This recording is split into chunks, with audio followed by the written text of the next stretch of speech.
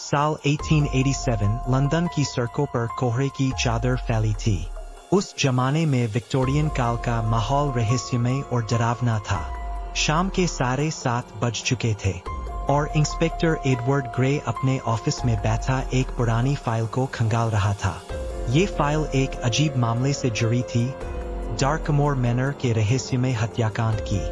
डार्कमोर manner एक पुरानी हवेली थी जो शहर के बाहरी इलाके में वीरान जगह पर खड़ी थी। वहां रहने वाले लॉर्ड विलियम्स और उनकी पत्नी एलिजाबेथ की कुछ दिन पहले रहस्यमय तरीके से मौत हो गई थी। दोनों के शरीर पर खून के निशान थे, लेकिन उनके चेहरे पर डरावनी मुस्कान थी, मानो मरते समय वे किसी भयानक चीज को देख रहे हों। ग्रे को इस मामले में कुछ असामान्य लगा, इसलिए वह उस रात ही अपने सहायक रिचर्ड के साथ हवेली पहुंच गया। हवेली तक जाने वाला रास्ता सुनसान था। कोहरे में गुम होती रोशनी और रह रहकर बहने वाली ठंडी हवा माहौल को और डरावना बना रही थी। जैसे ही वे हवेली के पास पहुंचे, दरवाजे का जंग लगा हैंडल ठंडा और चिपचिपा महसूस हुआ। अंदर घुसते ही माहौल में सरांध की गंध फैली हुई थी। फर्श पर मिट्टी और जाले बिखरे पड़े थे। दीवारों पर धुंधले खून के निशान अब भी दिखाई दे रहे थे। ग्रे और रिचर्ड ने कमरे दर कमरे तलाशी शुरू की। तभी एक कमरे में उन्हें एक पुरानी डायरिया मिली। डायरिया लॉर्ड विलियम्स की थी। उसमें आखिरी पन्ने पर अजीब लिखावट में लिखा था, जो भी इस हवेली में घुसेगा उसे मौत का सामना करना पड़ेगा। डायरी के नीचे एक नाम लिखा था, थॉमस ब्रैडली। ग्रे को ये नाम याद आया। ब्रैडली एक पुराना जासूस था जो अचानक गायब हो गया था। कहा जाता था कि वह काले जादू और भूत प्रेतों में गहरी दिलचस्पी रखता था। जैसे ही ग्रे ने डायरिया बंद की, तभी एक तेज ठंडी हवा चली और एक खिड़की अपने आप खुल गई।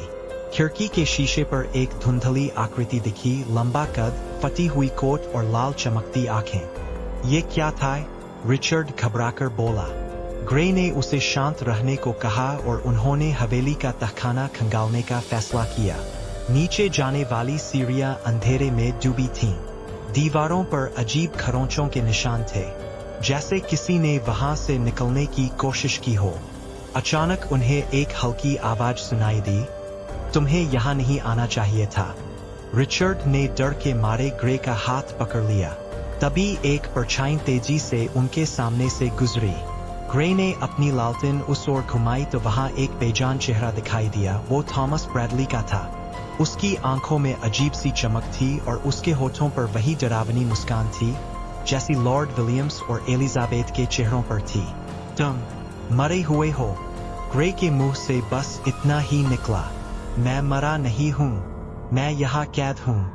ब्रैडली की आवाज में गूंज थी। मैं यहाँ कैद हूं। ब्रैडली की आवाज में गूंज थी। उसने बताया कि हवेली में एक शैतानी आत्मा का वास है, जो लोगों की आत्माओं को अपने जाल में फंसाकर उन्हें हमेशा के लिए कैद कर लेती है। ब्रैडली ने उस आत्मा को पकड़ने के लिए एक मंत्र तैयार किया था, लेकिन उससे पहले ही आत्मा ने उस पर कब्जा कर लिया। अगर तुम इसे रोकना चाहते हो तो तुम्हें इस मंत्र को पढ़ना होगा, कहते हुए ब्रैडली ने अपनी जेब से एक पुरानी जली हुई कागज की पुर्जी निकालकर ग्रे के हाथ में दे दी। ग्रे ने मंत्र पढ़ने की कोशिश की, लेकिन तभी एक काला धुआं हवा में उठने लगा। वह धुआं आकार लेकर लाल आंखों वाली राक्षसी आकृति में बदल गया। उसकी भयानक हंसी पूरे तहखाने में गूंजने लगी। तुम मुझे हरा नहीं सकते, वह आत्मा गरजी। ग्रे ने हिम्मत जुटाकर मंत्र पढ़ना शुरू किया, ओम काली महाकाली शत्रु नाशाय स्वाहा।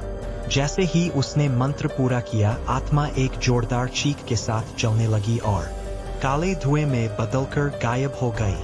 ब्रैडली की आत्मा मुस्कुराई और धीरे धीरे उसके शरीर ने राख का रूप ले लिया। हवेली के बाहर आने के बाद ग्रे ने राहत की सांस ली। क्या तुमने देखा सर?